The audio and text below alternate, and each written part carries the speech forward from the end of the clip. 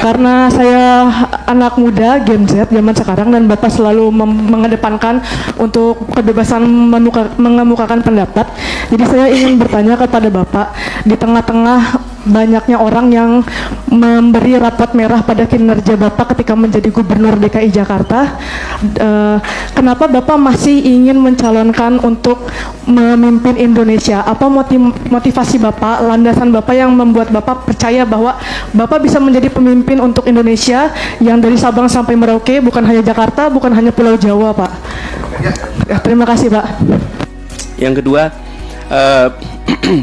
soal Ayu yang dari tadi, banyak yang beri rapot merah pada Anda, kenapa tetap maju? Begini, ini juga termasuk trending topik, bisa di trending topikkan, bisa digaungkan.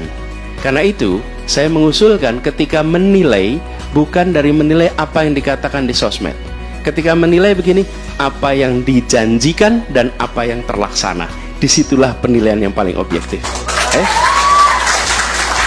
Loh, dulu janji apa, terlaksananya apa? Nah, sekarang saya kasih contohnya. Partai Nasdem adalah partai pendukungnya Pak Basuki Cahayapurnama, bukan pendukungnya Anies Baswedan. Dan Partai Nasdem adalah partai termasuk Metro TV mengkritik terus DKI Jakarta. Betul tidak? Betul. Lalu apa yang terjadi? Partai Nasdem kemudian mereview, bener nggak sih yang diomongin orang-orang ini? Ketika mereka melihat sendiri, melihat faktanya, melihat itu, justru dia menjadi partai pertama yang mengatakan kami mendukung Gubernur DKI Jakarta.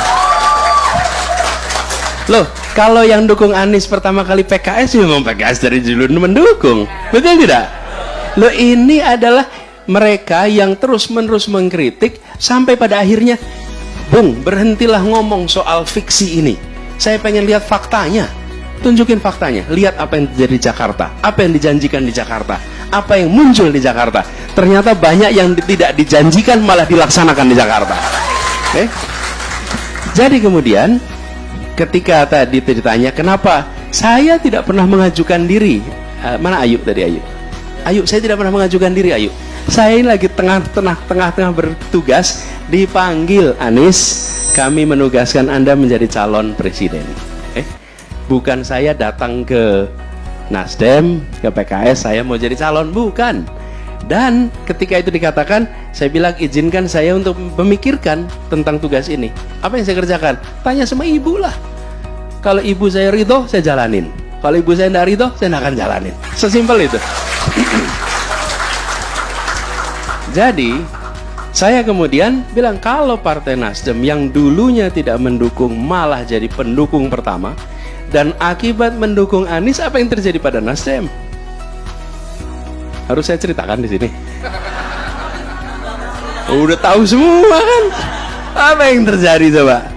Dia mengalami tekanan A, B, C, D. Benar tidak? Kisi-kisinya aja, Pak. Biasa. Udahlah, kisi-kisi online ada semua. Ya. Apa yang terjadi? Tantangannya luar biasa. Nasdem menghadapi tantangan. Kenapa? Karena dia memilih untuk mendukung Anies. Kalau Nasdem mau relax, Pak Surya Paloh usia 72 tahun, Pak. Kalau beliau mau relax saja, tinggal ikut aja, nggak akan mengalami tekanan seperti sekarang ini. Beliau apa yang dia katakan? Dan dia bilang kepada saya, Bung Anies, kita ingin Indonesia yang lebih baik. Kita ingin Indonesia yang nantinya kita bisa berdiri dengan bangga. Saya minta Anda untuk menjadi yang di depan di dalam melakukan perubahan untuk Indonesia. Oke? Dan saya bilang ini sebuah kepercayaan, sebuah amanah. Dan tantangannya besar sekali.